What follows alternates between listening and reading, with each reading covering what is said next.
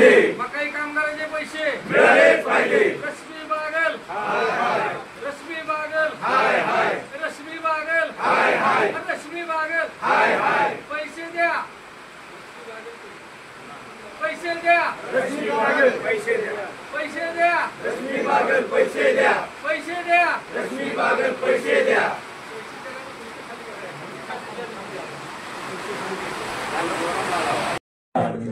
आज या ठिकाणी मकाई सहकारी साखर कारखान्याला राज्याचे मुख्यमंत्री सन्माननीय देवेंद्रजी फडणवीस साहेबांनी 140 कोटी रुपयाचा निधी उपलब्ध करून दिला.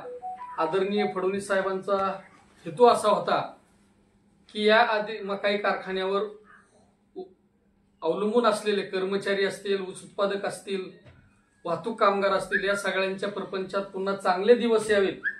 यामुळे देवेंद्र फडणवीस साहेबांनी अत्यंत अडचणीत असलेल्या या कारखान्याला 140 कोटी रुपये दिले. मात्र या कारखान्याच्या सर्वेसर्वा त्यांनी खाली या ठिकाणी झिरो चेअरमन नेमलेत. दिनेश भांडवलकर काय 17-18 झिरो डायरेक्टर, हे सगळे कटपावलीप्रमाणे असून सगळा कारभार रश्मी बागल ह्या बघतात. त्यांनी 140 कोटी रुपये मिळाल्यानंतर त्या पैशाचा विनियोग कसा करायचा याची सुद्धा तरतूद त्या पत्रात केलेली होती. आणि त्या पत्रात स्पष्ट उल्लेख आहे की 10 कोटी रुपये कर्मचाऱ्यांच्या देण्यासाठी वापरा. पण असं असताना सुद्धा यांनी या ठिकाणी कर्मचाऱ्यांना फक्त 2-2 पगारी दिल्या. ती बी त्या पगारीतनं त्यांचे येणे बाकी कापून घेतल्या. आणि अनेक कामगार असे की ज्यांच्या घरी खायला नाही, जेवायला नाही, मुलांचे शिक्षण रखडलेले आहेत, 7-7 वर्ष पगारी नाहीत. हे पाप बागल कुठं फेडणार असा प्रश्न या ठिकाणी आहे. एकेका कर्मचाऱ्यांच्या डोळ्यात पाणी येते. काल तर परवा दिवशी एक कर्मचारी माझ्याकडे ढसाढसा रडला. त्याला फक्त 50,000 रुपये उचल पाहिजे होती. पोराचं ऍडमिशन बारामतीला घ्यायचं होतं त्याला. पण या रश्मी बागलनी 50,000 रुपये त्या कामगारांना उचल दिली नाही. त्यांनी 7 वर्ष काम केलं होतं. माझा या ठिकाणी त्यांना प्रश्न आहे की तुम्हाला 10 कोटी रुपये कर्मचाऱ्यांसाठी दिलेत. या 140 कोटीसाठी 10 कोटी रुपये कर्मचाऱ्याला वापरायला देण्यासाठी दिलेत आणि तुम्ही त्यातला अजूनही एकही रुपया कर्मचाऱ्यांना देत नाही. तर याबद्दल मी आदरणीय देवेंद्र फडणवीस साहेबांना मी पत्र देणार आहे आणि साखर आयुक्तांनी देणार आहे. आणि वेळ प्रसंगी मी हायकोर्टात या 8 दिवसात जाणार आहे की युटिलायझर प्रमाणे यांनी पैसे न वापरल्यामुळे यांचे कर्ज प्रकरण यापुढचे सगळे थांबवा. कारण त्याच्यात तरतूदच आहे. त्या युटिलायझर सर्टिफिकेट त्यांना द्यावं लागते. आणि या ठिकाणी साखर आयुक्तात मी सालीमठ साहेबांना सुद्धा बोललेलो आहे. सगळ्यांशी झालेले आता कर्मचारी दबून गेलेत. परवा दिवशी तर एवढी दुर्दैवाची घटना, हिवरवाडी ज्या गावाने स्वर्गीय दिगंबर बागलवर 100% प्रेम केलं आयुष्यभर, त्या गावातल्या एका पोराने तुमच्या आंदोलनात आला होता, पवार नावाचा कर्मचारी, तर त्याला पगार नाही दिला आणि त्याला घरी बोलून आई बहिणी शिवाय दिल्या. बातमी का दिली म्हणून. आणि त्या पत्रकाराला जाऊन घेऊन ये माझ्याकडे त्याचा खुलासा छाप. म्हणजे एवढी दादागिरी, एवढी मस्ती या रश्मी बागल त्यांच्या सहकार्यांना या पैशाची आलेली मित्रांनो. आणि ही मस्ती उतरायचं काम या ठिकाणी जनता करणार. आम्ही चळवळीतले कार्यकर्ते आहोत. जिथं न्याय मिळत नाही त्याच्या पाठीशी खंबीरपणे उभं राहणारे आम्ही माणसं आहोत. या ठिकाणी या कर्मचाऱ्यांना तुमचे पैसे मिळवून देण्यासाठी आपण आतापर्यंत शिडीचं रूप घेऊन आपण या ठिकाणी त्यांच्या पुढे गेलेलो आहे. यापुढे जर त्यांनी या 10 कोटीचा निलाव प्रश्न नाही लावला तर मकाईचे सर्व कर्मचारी घेऊन बागलांच्या घरापुढे घंटानाद आंदोलन करण्यात येणार. रश्मी बागल आता साधारणतः इथं दिसत नाही तर सासवडला जाऊन त्यांच्या घरापुढे आंदोलन करायची आमची या ठिकाणी कर्मचाऱ्यांना घेऊन आमची तयारी. वेळ प्रसंगी फडणवीस साहेबांच्या दारात जाऊ. कारण हे दिलेले पैसे शासनाने 10 कोटी रुपये कर्मचाऱ्यांच्या पगारीसाठी दिलेले आहेत. ह्यातला एकही पैसा रश्मी कोलते बागल यांना खाता येणार नाही. तो घामाचा पैसा आहे. मी आदरणीय रश्मी बागल यांना विनंती करणार आहे की हा तळतळाट कामगारांचा तुम्ही घेऊ नका. हा तळतळाट तुम्ही कुठं फेडणार असा प्रश्न तुम्हाला हित नाही विचारला तर वर देव गेल्यावर विचारणार आहे की कामगारांच्या 7-7 वर्ष ज्यांनी मामांची सेवा केली, तुमच्या कुटुंबांची सेवा केली, पगार नसताना 7 वर्ष काम केलं, घरची चूल बंद ठेवली पण आदिनाथ चालू ठेवला, मकाई चालू ठेवला, अशा कामगारांचे तुम्ही पैसे देत नाहीत. त्यामुळे ह्याचा तळतळाट तुम्हाला भोगावा लागणार आहे. आणि आम्ही सुद्धा आता या पद्धतीने सगळी शिवसेना या ठिकाणी आदरणीय कर्मचाऱ्यांच्या बाजूने उभा. जोपर्यंत कर्मचाऱ्याला न्याय मिळत नाही तुम्ही आता मी या ठिकाणी विनंती करणार आहे तुम्हाला. आज तुम्ही त्यांना रामराम केलाय पण आता आदरणीय आंबेडकर साहेबांनी सांगितले त्या पद्धतीने संघर्ष करायला आता आपण शिकलं पाहिजे. एक दिवस शिळी होऊन जगण्यापेक्षा 1 वर्ष काय आपण म्हणतो 100 वर्ष शिळी होऊन जगण्यापेक्षा 1 वर्ष सिंह म्हणून जगायची प्रत्येकाने भूमिका या ठिकाणी कर्मचारी ठेवा. जोपर्यंत तुम्ही तुमचा तिसरा डोळा उघडत नाही तोपर्यंत या ठिकाणी मित्रांनो जाग्यावर येणार नाही. त्यासाठी आपण सगळ्यांनी यापुढे काम करू. दुसरा यात विषय, ही सगळं जे काळं पाप केलेलं आहे, ही काळं पाप झाकण्यासाठी बागलांनी अजून दुसरा डाव टाकला. मी त्यांचं रश्मी बागलच हे करते करवी तर सगळे रश्मी बागल, तुम्ही म्हणता ही बघते ती बघते, कोणी बघत नाही. हा सगळा कारभार सासवडून चलतो. तर या ठिकाणी सर्वसाधारण सभा 15 दिवस आधी अजेंडा काढायचा असतो. ह्यांनी 5 तारखेच्या ठिकाणी मित्रांनो अजेंडा काढलाय. अजूनही करमाळ्यात कुठल्याही सभासदाला या ठिकाणी हा अजेंडा पोचलेला नाही. काल मी ज्यावेळेस बातमी दिली त्यावेळेस काही लोकांना आजपासून अजेंडे वाटायला चालू केलेत. आणि एवढी यांची वाईट वासना की ह्या मिटिंगला माणसं येऊ नयेत म्हणून घटस्थापने दिवशी सकाळी 10 वाजता मिटिंग ठेवली. काहींना दुसरा दिवस नव्हता मिटिंग ठेवायला. आमच्या हिंदूंचा सण आहे, प्रत्येक घरी काम असतं, घटपूजायचे असते, देवीच्या दर्शनाला जायचं असतं की लोक या ठिकाणी मिटिंगला आले नाही पाहिजेत आणि आपल्याला काय असेल तो गैरकारभाराचे सगळे ठराव या ठिकाणी मंजूर करून घ्यायचे. अशा प्रकारचा डाव त्यांचा. मी या ठिकाणी डीडीआरला बी आज पत्र दिले, साखर आयुक्तांना पत्र दिले, अजेंडा पोचले नाही, त्यामुळे ही मिटिंग रद्द करावी आणि मिटिंग नंतर सभासदांची हिताने घ्यावी. या ठिकाणी आपण जर बघितलं एका साखर कारखान्यात 10 तास मिटिंगा चालतात आणि तुम्ही ती मिटिंग 2 तासात गुंडाळता. आणि ह्या मिटिंग मध्ये घेतला एकदम एक विषय सिरियस आहे मित्रांनो. ह्यांना 140 कोटी रुपये मिळाले, सगळे वाटून खाल्ले ह्यांनी, कामगारांचे पैसे दिला तर ह्यांचा पुढे डाव आहे. ह्या विषय क्रमांक 12 ह्यात घेतलेला आहे. सगळ्या मकाईच्या सर्व तालुक्यातल्या सभासदांना विनंती करेल, ज्यांनी मकाईचा शेअर घेतलाय, 10-10 हजार रुपयाला शेअर घेतला त्यावेळेस 5 रुपये तोळं सोनं होतं. आज सोनं झाले 1.25 लाख रुपये तोळा, म्हणजे आपल्या शेअरचे 2.5 लाख रुपये त्या कारखान्यात गुंतलेले आहेत. त्यामुळे प्रत्येक मकाईच्या सभासदाला विनंती करणे, कारण प्रत्येक कर्ज आपल्या डोक्यावर येणार आहे. त्यांनी विषय काय घेतला आहे का, आपल्या कारखान्याचे आधुनिकीकरण व लेखा आधुनिकीकरण विस्तारीकरण करून दैनिक गाळप क्षमता 1250 3100 मे टनापर्यंत करणे, 1250 पासून 3100 टन करण्यापर्यंत 140 कोटी रुपये मंजूर झालेले आहेत. पुढे त्यांनी त्यातच दुसरा ठराव घेतलाय, 3100 पासून 5000 टनापर्यंत त्याला मंजुरी उद्याच्या सभेत घेणार आहेत.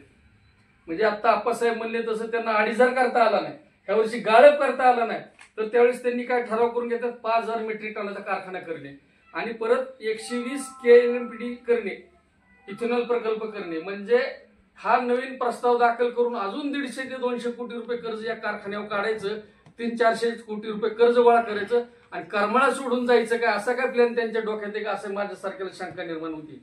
या ठिकाणी तुम्हाला ज्यावेळेस 140 कोटी रुपये दिलेत त्यांना, त्यावेळेस 700 रुपये त्यांना कटिंग द्यायचे साखरेमधून, टॅगिंग NCDC ला 700 रुपये टॅगिंग दिलं तर भाव काय देणार आहेत. म्हणजे तुम्ही ऊसाचे बी पुढे पैसे देणार का नाही अशी परिस्थिती काही कारखान्याची मित्रांनो झालेली आहे. या ठिकाणी तुम्ही नेमकं करणार आहे काय, तुम्हाला कारखाने घेऊन परत आप्पासाहेब म्हणले तसं ह्याच्यावर अजून 150 कोटी रुपये काढायचे. पहिले 140 ही 150 कोटी कर्ज काढायचं, 12 घोडे पसार व्हायचं, असं काय धंदा यांचा आहे का, अशा प्रकारची भूमिका आहे. यामुळे मी सगळ्या आपल्या मकाईच्या सभासदांना विनंती करण्याची, अजेंडे मिळाले का कोणाला, एकाला सुद्धा अजेंडा मिळाला. पत्रकारांना माहित नाही 5 तारखेला अजेंडा छापलाय आणि ज्या कर्मचाऱ्याला दमदाटी केली बांगल्यावर बोलून त्याच कर्मचाऱ्याने हा अजेंडा मला आणून दिलाय. ज्यावेळेस नरड्याच्या वर जातो पाणी त्यावेळेस मांजर सुद्धा आपल्या पिल्लाला पायाखाली घेते. त्यामुळे कर्मचाऱ्यांना मी विनंती करणार आहे की स्वर्गीय दिगंबर बागलने सगळ्यावर प्रेम केले, माझ्यावर प्रेम केले, पण आता हे सगळं प्रेम जर तुमच्याच प्रपंचावर येत असेल तर त्यांना सुद्धा पायाखाली घ्यायसाठी तुम्ही मागे पुढे बघू नका. आपण जर रस्त्यावर नाही उतरलो, त्यांच्या घरापुढे जाऊन आंदोलन नाही केलं, त्यांनी किती भ्रष्टाचार करतात, किती कारखाना, आता कर्मचाऱ्यांना तर तुम्हाला सगळी माहिती असणार आहे. आता तुम्ही जाहीरपणे बाहेर येऊन या, काय काय कशात खाल्ले त्या ठिकाणी लोकांना या ठिकाणी बाहेर सांगितलं पाहिजे. आज या ठिकाणी ह्याच कारखान्यामुळे काही बरोबर सुरू झाला विकास कारखाना एका दिवशी मुळी टाकलेली आहे.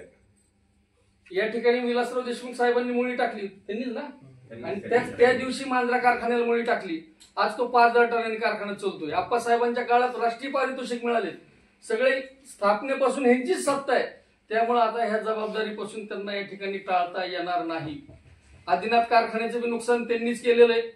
आदिनाथची क्लिप मी आता तुम्हाला दाखवतो.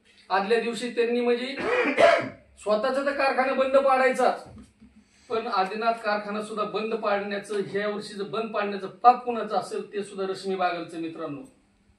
कारण आदल्या दिवशीपर्यंत संजय मामांना सांगत होते की आमचा पाठिंबा तुम्हाला आहे, आणि मी सुद्धा चळवळीतला कार्यकर्ता आहे. त्यांनी आश्वासन दिलं होतं आणि मला त्यावेळेस विश्वास होता, सगळ्या तालुक्याला विश्वास होता की संजय मामा स्वतःच्या खिशातले पैसे टाकून कारखाना चालू करतील आणि त्यांनी 1001% चालू केला असता.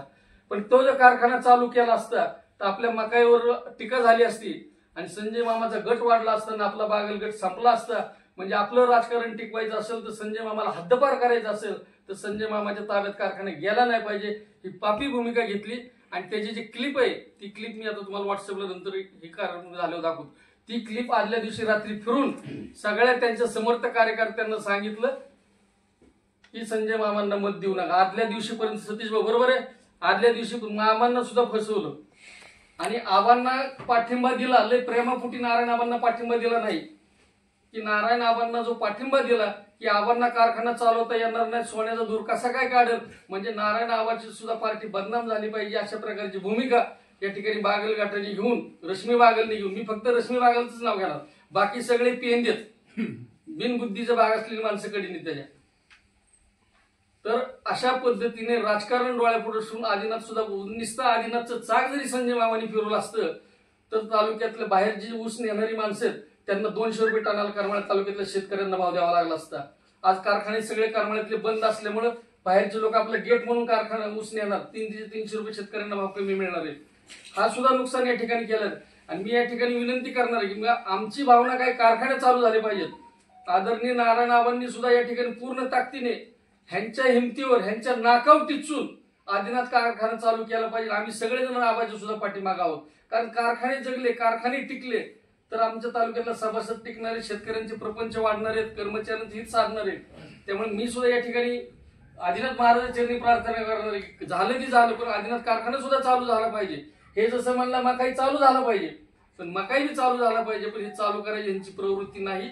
140 कोटी रुपये यांनी हडप केलेले आहेत, स्वतःच्या प्रॉपर्टीवर घेतलेले कर्ज त्यांनी भरलेत, स्वतः नील झालेले आहेत. आणि या ठिकाणी मी सगळ्या कर्मचाऱ्यांना आता विनंती करतो, मी अनेक कर्मचाऱ्याला भेटतो, आता बोलता बोलता यांनी सांगितलं बापू कर्मचारी आमच्याकडे यायला भेटतात, म्हणजे तुम्ही तुमच्यावर झालेला अन्याय लोकांना सांगायला भेटता, म्हणजे तुमच्यासारखे पापी तुम्ही नाहीत.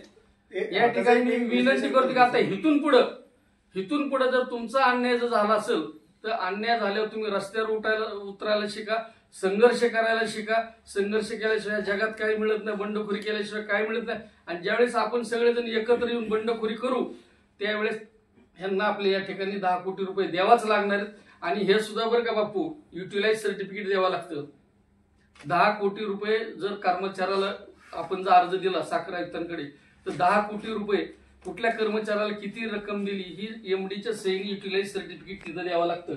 नाहीतर त्या कारखान्यावर बी गुन्हा दाखल होतो, संचालकावर गुन्हा दाखल होतो. अनेक कायदे आहेत, पण त्यांना वाटतं आता सरकार आपल्या पाठीमागे. पण ज्यावेळेस आपण फडणवीस साहेबाला जाऊन भेटून सांगू त्यांनी तुमचाही विश्वासघात केलाय, तुम्ही फडणवीस साहेबांनी 140 कोटी रुपये जनतेसाठी दिलेत, बागलांचा प्रपंच मोठा करा, रश्मी बागलचा प्रपंच मोठा करायला दिलेले नाहीत. करमाळा तालुक्यातल्या मकाईच्या कामगारांचं हित जपलं पाहिजे, ऊस उत्पादकांचं हित जपलं पाहिजे, त्यासाठी ती पैसे आदरणीय फडणवीस साहेबांनी दिलेत. तर फडणवीस साहेबांचा सुद्धा विश्वासघात या निमित्तानं रश्मी बागल यांनी केलेला आहे. या ठिकाणी मी त्यांना विनंती करतो की अजूनही वेळ गेलेली नाही, 140 कोटी रुपये आहेत. तुम्ही आज त्या ठिकाणी रोलर पूजन केलं, रोलर पूजनच्या दिवशी सुद्धा त्यांनी सांगितले 3 लाख टन, तुम्ही 1 लाख म्हणला.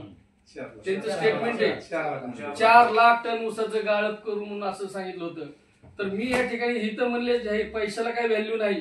ह्यांनी जर मकाई कारखाना चालू केला, 4 लाख ऊसाचं गाळप केलं आणि कर्मचाऱ्यांचे 10 कोटी रुपये जर दिले तर सुभाष चौकात महेश चुटे क्रेनने हार घालून रश्मी बागलचा सत्कार करा. आणि तुम्हाला जमत नसेल तर तुम्ही या तालुक्यातल्या जनतेची माफी मागावं, दंडवट खावं आणि आम्ही चोर आहे, आम्ही भ्रष्टाचारी आहेत ही त्यांनी जाहीर करावं. तुम्ही चांगलं काम करा, आम्ही तुमच्या बरोबर आहोत. करमाळा तालुक्यातली जनता तुमच्या बरोबर आहे, ऊस उत्पादक तुमच्या बरोबर आहे, शेतकरी तुमच्या बरोबर आहे, कर्मचारी तुमच्या बरोबर आहे. पण तुम्ही जर डोळ्यात चटणी घालणार असताल, लोकांना फसवणार असताल तर या ठिकाणी करमाळा तालुक्यातली जनता कधीही सहन करणार नाही. दादा, आता आपण सांगितलं की त्याच्यात कर्मचाऱ्याला दमदाटी करण्यात आली, शिवीगाळ देण्यात आली, नेमका कर्मचारी कोण होता? हिवरवाडीचा कर्मचारी आहे, पवार नाव आहे त्याचं, मला नाव सांगते. सचिन कुठे काय नाव आहे त्याचं? हिवरवाडीचं. त्या गावातल्या लोकांनी आता ठराव घेतलाय, त्याला गावबंदी करणार. बागल कुटुंबातल्या कुठल्याही सदस्याला हिवरवाडीत येऊ द्यायचं नाही असं ठरवलं. कुठल्या व्यक्तीने केली? हा? कुठल्या व्यक्तीने केली? सगळं गावच करणार आहे. दमदाटी शिवीगाळ नाना पवारला केली. कुठल्या व्यक्तीने केली? त्याचं मला नावच घ्यायचं नाही. कोणी केली? एखादा माणूस पेसाळलेला असेल ना, काल बघितलं आपण ते इथं. काल मी गेलो होतो एका कार्यक्रमात. सन्माननीय पालकमंत्री आले होते. माणसाला काहीतरी मॅनर्स असतात, कसं वागायचं काय असतं. एक मन आहे, पेसाळलेलं जर कुत्रं असेल तर कुत्र्याच्या जवळ जायचं नसतं, आपण थोडं लांब जायचं आणि त्याचं कशाला नाव घ्यायचं. पत्रकाराचं सुद्धा तुम्ही केलं, पत्रकाराला सुद्धा बोलवून त्यात खुलासा काय? हो, खुलासा द्या म्हणून त्या कर्मचाऱ्याला त्या संबंधित पत्रकाराकडे पाठवलं. ती बातमी सगळ्या पत्रकारांनी छापली होती. केवळ एक सर्वसाधारण पत्रकार बघून त्याला दमदाटी करायला त्याच्या घरी माणसं पाठवतो. पत्रकाराला दमदाटी करण्यात हो, ते मगाशी तुम्ही